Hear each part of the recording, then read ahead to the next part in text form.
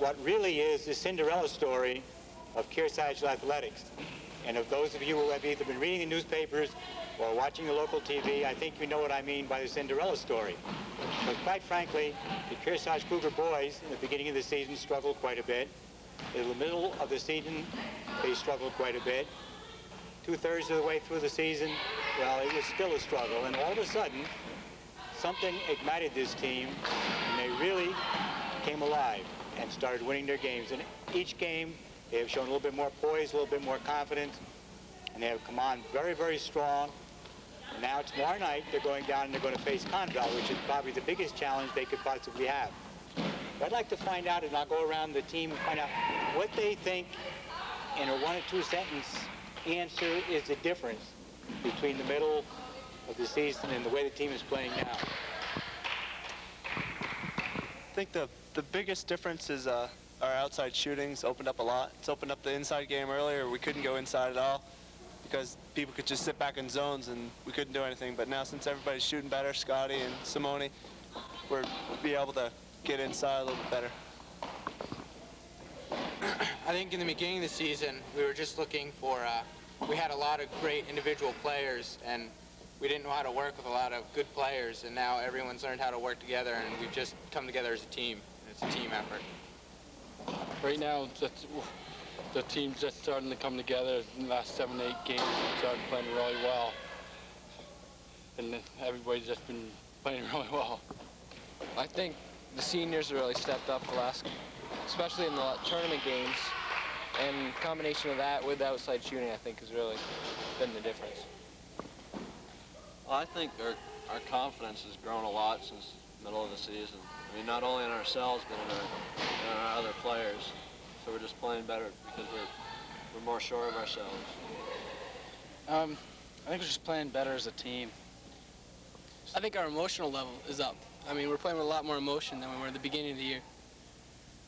I think it's our attitude. We beat Stevens at home, which we had to win, and then we just had a winning attitude from then on.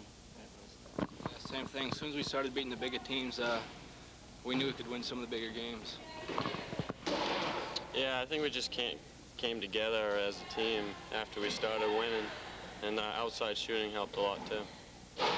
I think we've been helped a lot by the improved individual play of certainly Larry and Matt Simone and Matt Toy, and by the consistent play of Scott and Calvin, who've worked hard all year. I think we've just grown a lot emotionally and come together as a team in this last part of the season. I think it was we came together as a team, plus the addition of Matt Simone and Matt Toy in the starting lineup. They've contributed quite a bit towards the tournament games, and that's really helped our win. And we've gotten the outside shot in the running game, so we're just a complete package now. From the perspective of an amateur observer, I would like to say that what I have seen as the difference is that all of a sudden you realize that if you really play together as a unit, you can win. And your confidence level, I think all of you said the same thing, your confidence level has just grown tremendously. You've grown, Scotty, a lot because you used to go down the lane and take the shot. Now they don't know whether you're going to go down the lane, take the shot, go down the lane, get the foul, or a bounce pass to either direction under the basket, which means that they don't really know how to guard you other than with 2 people. I think the penetration opens so many things up. You can either, as you said, take a layup, or there's 2 people usually on the block, so if I can get it to them, I get it to them for a wide open layup. And now since our 3 has been going down, they all collapse in, I just kick it out and get a wide open 3. And that's just, the penetration really opens up all aspects of the game, so that's really helped a lot. The other thing I've noticed, I think you fellows are paying very close attention to Marty when he tells you what plays to run. I get the sense that you're really following the game plan.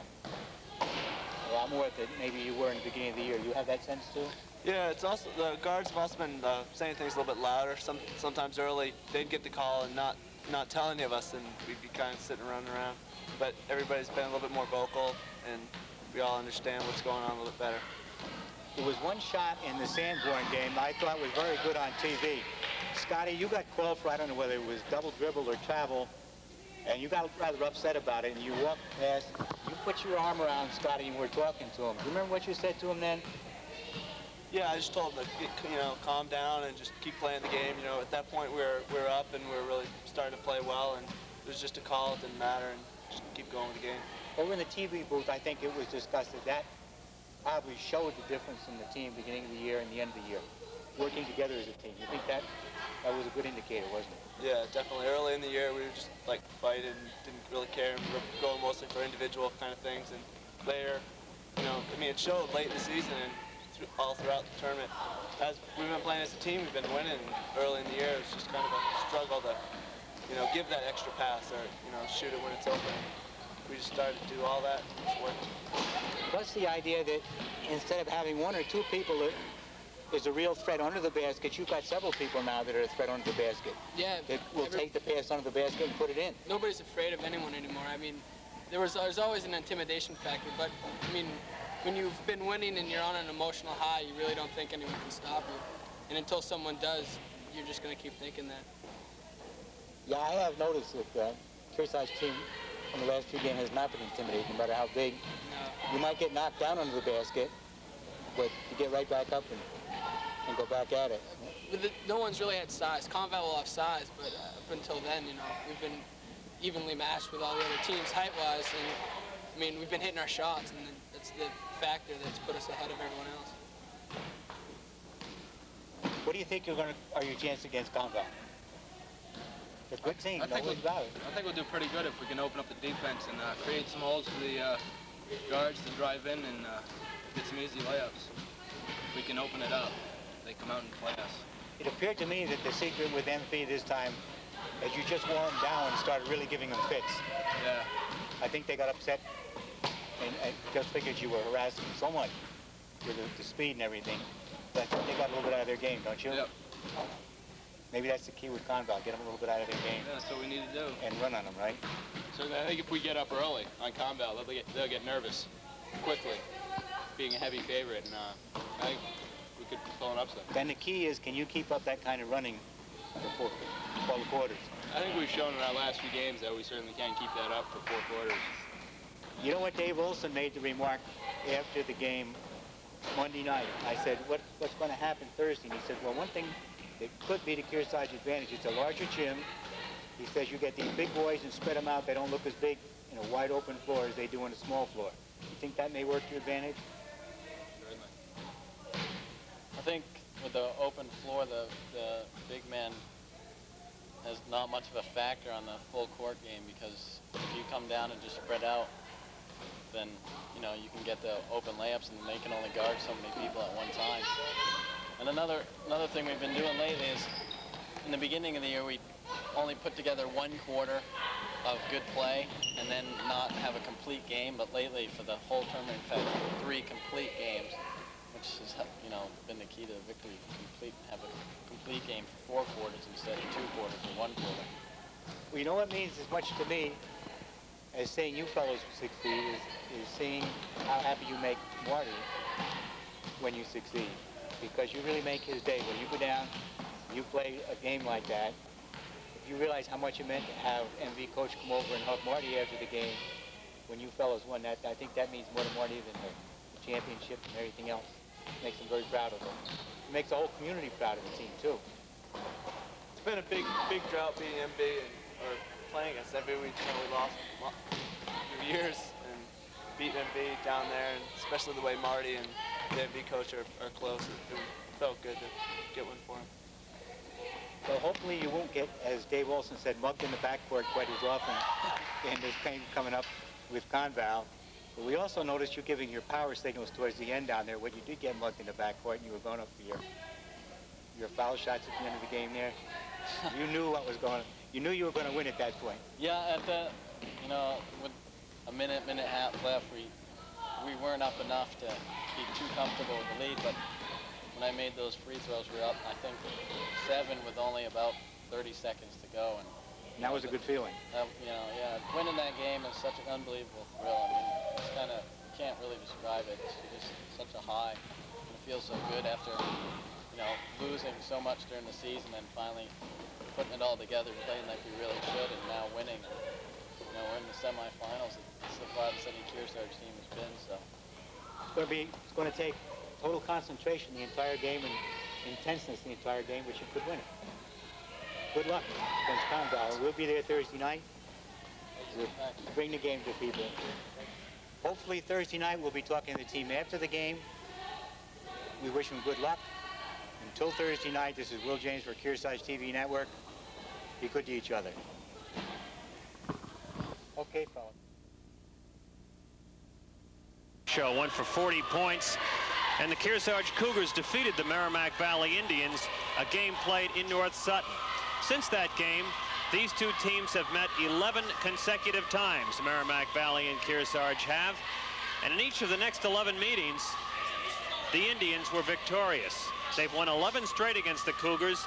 They're going to meet for the 12th time since that Kearsarge win in December of '87, right here tonight on the floor of the Lundholm Gymnasium on the campus of the University of New Hampshire. Good evening, everybody. I'm Dave Olson, and tonight we're bringing you quarterfinal round action as the Kearsarge Cougars take on the Merrimack Valley Indians here in Durham. And the Kearsarge Cougars advanced to this plateau by defeating Kingswood on the road, a 12-point victory, a very impressive win by the Cougars. They've played well late in the season. Merrimack Valley suffered heavy graduation losses last year, but Coach Kevin O'Brien has put together a different type of team. A team like Kearsarge plays up tempo, will extend the defense, and shoot the three. The two games this season the two teams played in Pennacook, Merrimack Valley defeated the Cougars 86-73. That game was tied at 58 after 3 quarters, and the Cougars, playing shorthanded up at North Sutton, were defeated 81-60. Cougars playing good basketball. We'll be back with the opening tap-off as Merrimack Valley takes on Kearsarge on your Game of the Week. Welcome back to the Lundholm Gymnasium as you see the teams coming in from their warm-ups. The Kearsarge Cougars will be wearing their road uniforms. The Royal Blues and the Merrimack Valley Indians, the home team here, they'll be wearing white uniforms. Merrimack Valley has yet to play in the tournament. They drew a bye as one of the 4 top seeds. The Cougars, of course, had to come in through the back door, so to speak. They tied for 12th, defeated Sanborn, a game played at Goffstown, rather convincingly, 94-47.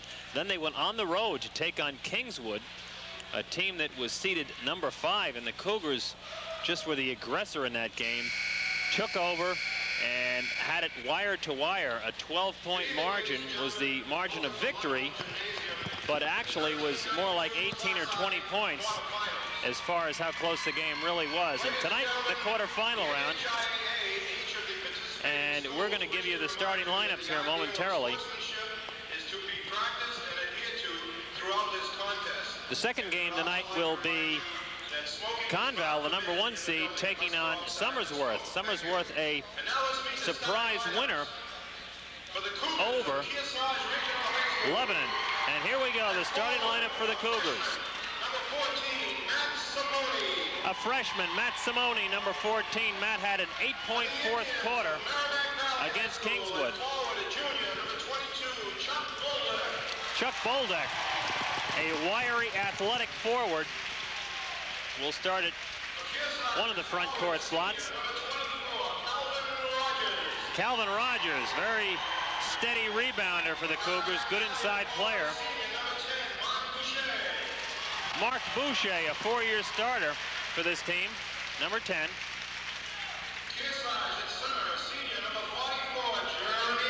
Jeremy Blanchard, number 44, who's found the 3-point touch here late in the going. Sophomore A.J. Boucher, rugged front court player, will be the center for Merrimack Valley.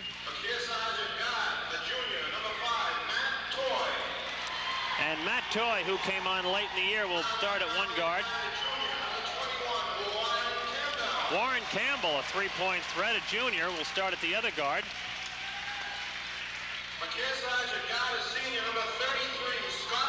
And the man who stirs the drink for the Kearsarge Cougars, Scott Fitzgerald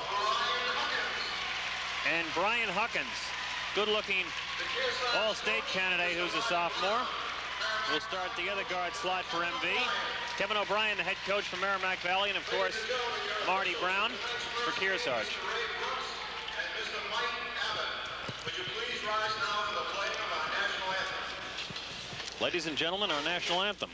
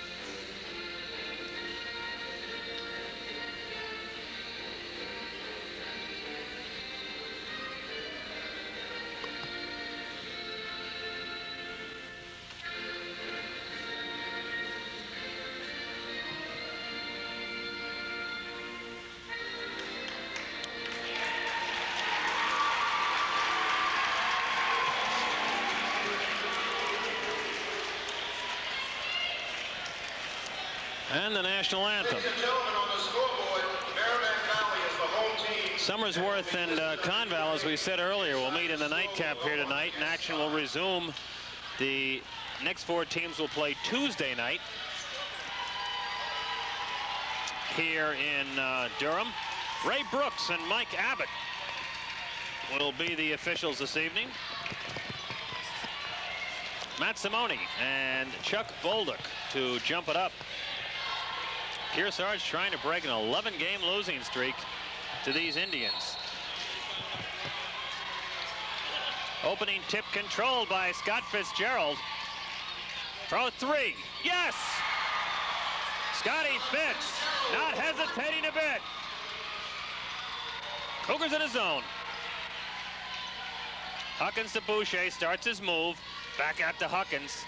Boucher from 3. Round, no good. Rebounded by Calvin Rogers. Cougars on the run. Scott Fitz in the middle. Starts his move into the lane. Little flip shot up, no good. Batted around down low. Saved by Calvin Rogers, up, no good. And it's rebounded by A.J. Boucher, who pitches to Mark Boucher. Flip pass to Campbell. Head and shoulder fake. Up, good. And a foul. Yes, and it counts.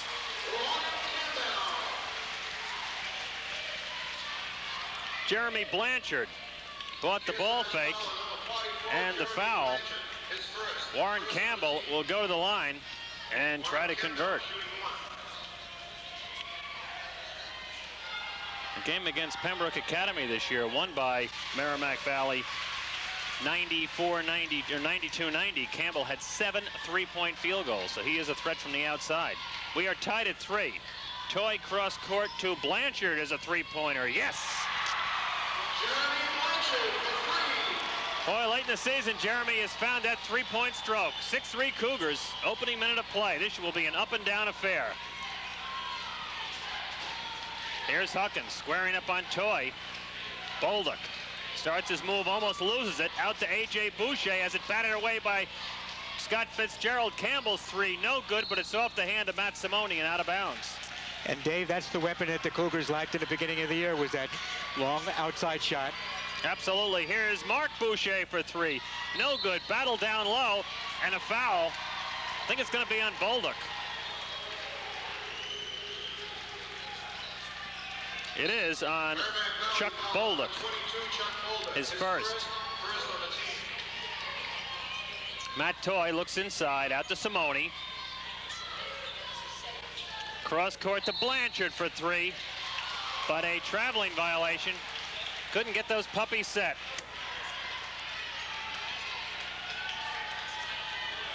Well, Kearsarge, Will, looks like they're playing with an awful lot of confidence right now. They do, and they look like they're getting themselves set for their shots, like they're confident they're going to make them. Huckins inside, but a whistle on a traveling violation. Well, they exchanged travels that time. Larry Robjan reporting to the scorers table, and he's getting ready to check in. being whistled in for Matt Simone. This court a little bit longer than what they're used to, Dave. 94 feet, and that has an effect on each of the teams in the tournament, whether they're big or small. Here's Scotty Fitz. Had a notion, pulls it back out. Toy for three, no good. Batted around, taken by Toy in the lane, spinning back out to Scott Fitzgerald. 6:10 to go. Scotty Fitz for three is going to be short, batted around, and it's taken by Campbell.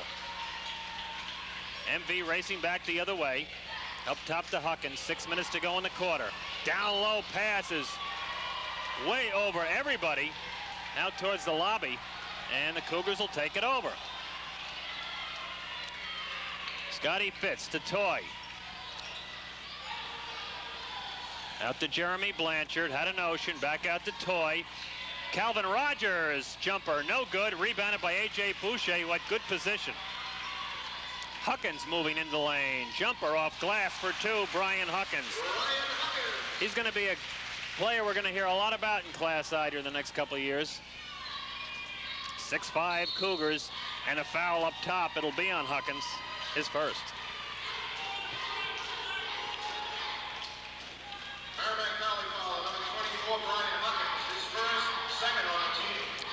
Larry Robjan to trigger in. Matt Simone getting ready to check back in. He's going to go in for Calvin Rogers. Matt's play has had to be a source of joy for Marty for the last couple of games, hasn't it? Absolutely, and a game like that, I think good move by Marty to get him in, get him out, get the jitters off, now back in. Inside to Robjan, who can't control. It's batted around and taken by Bolduc, who loses to Robjan. Foul line jumper by Larry, no good. And it's rebounded by Huckins, and he's mugged in the backcourt by the combination of Toy and Fitzgerald, and a foul. I like your vernacular there, Dave. I like your vernacular there, Dave. It was sort of a mugging, wasn't it? Yeah, all they were missing was a tire iron on that one. 6'5" Cougars. Here's Campbell for three. Oh, off glass. That was a mistake.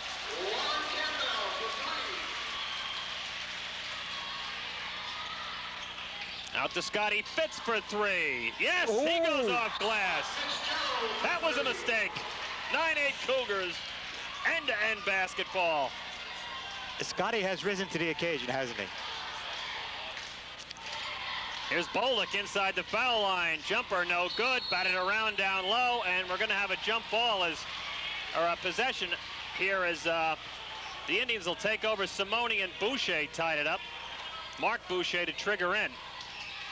Out to Campbell for three. No good, but a traveling violation. 9-8 Cougars, 4:35 to go. Do you have the feeling that both of them are getting rid of a little bit of the big Jim jitters right now? Yeah, and also both teams have denied their opponent anything inside the paint. Toy for three, batted around. Simone kept it alive, gives back to Robjan off glass, no good, gets his own rebound. Yes, Larry Robjan, persistent on the offensive glass. How many times have we seen him do that, Dave, in the last two games? He's been playing real good basketball. Down low to Bolduc with Simone. Simone blocks a shot, but a foul. Almost looked like he had position, too.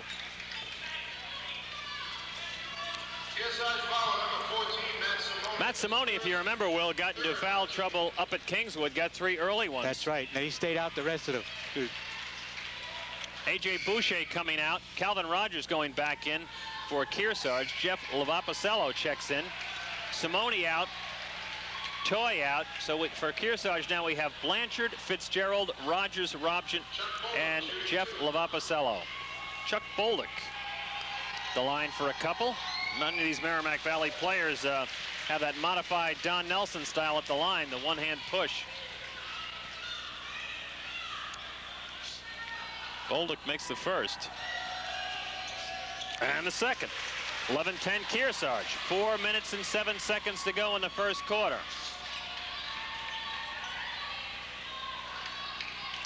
Scotty Fitz had a notion. Brings it back out to Lavapacello. Inside to Robjan. Down low, Calvin Rogers for two. Good interior pass by Larry Robjan. It's obvious that Kearsarge has learned how to work the ball underneath, haven't they? Interior passing so important. Boldick's jumper, no good. Batted around down low and a foul. It'll be on Merrimack Valley, I think. Kearsarge possession. Chuck Boldick picks up his second. Paige Kimball, number 13, checks in. Very effective regular reserve for the Indians. Checks in for Boldick. Little 3-2 here by the Indians. Lavapicello looks inside, nothing doing, goes back out to Scotty. In the corner to Calvin Rogers, 11-footer, no good. And it's off the hand of Larry Robjent and out of bounds. Kearsarge getting good position under the boards. You notice that? Very good position. 3:18 to go. Cougars by 3. This is Campbell. Looks inside to Kimball, but a foul.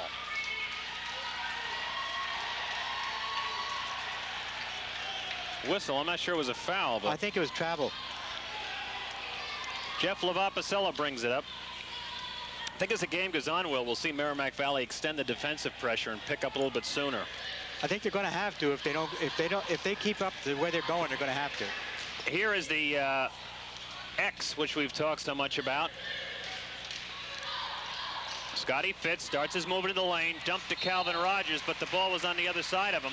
Scotty trying to tell the official that Merrimack Valley hand was on it, but well, Calvin moved in and Scotty passed him moving out. And Merrimack Valley defends that pretty well too. Yeah.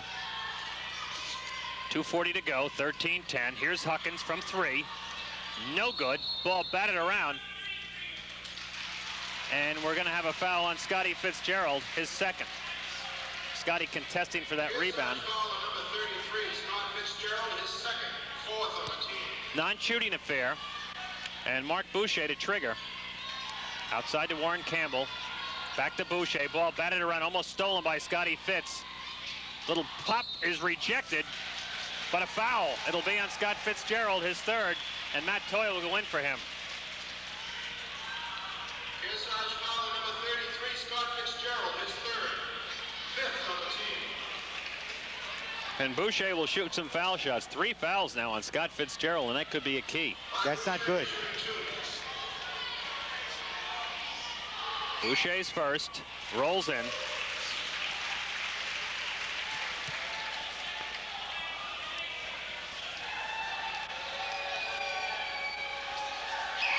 Second, good. 13-12, Merrimack Valley. Matt Toy is checked in for Jeff Lavapicello. Out to Robjent. Inside to Jeremy Blanchard. His pass intended for Calvin Rogers. A little too lively. Goes out of bounds off Cal's hands. Kevin Damaris will check in for Warren Campbell. Damaris, very good athlete. Good defensive player. Here's Boucher, puts it on the floor. Drive to the hole is up and good by Mark Boucher. And Merrimack Valley has the lead at 14-13. 2 minutes to go. Under 2 minutes now. Cougars with the basketball. Give out to Toy for 3. No good. Ball around and out. Rebounded by Huckins. Stolen by Robjent in the lane. Yes. And good. Larry Robjent with a putback. 15-14 Kearsarge. Boucher driving. In the corner for 3. No good. Rebounded by Toy. Cougars on the run to Robjent on the wing. Pulls up, goes around. Pass inside to Rogers up. The shot is good, but we have a foul. Foul will be on Matt Groves, number 52. Matt only 6 foot, but he's a wide body. Takes up some space in that lane. Jeremy Blanchard checks out. Matt Simone back in. 1:31 to go. Here's Robjent down low. Spinning Larry Robjent. Oh, what a catch and what a spin into the lane. How many times has he done that in the last few games, Dave? 17-14 Kearsarge. Inside to Paige Kimball. Had a notion, but checks it back out to Huckins at the foul line jumper. Yes. Brian Huckins is some kind of tough. 17-16. Up and down basketball. 1:05 to go. Inside to Cal Rogers.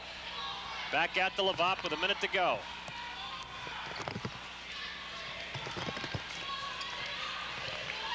Calvin Rogers inside to Larry Robson, spinning against defensive pressure from 4 Indians, and Matt Toy got the weak side rebound.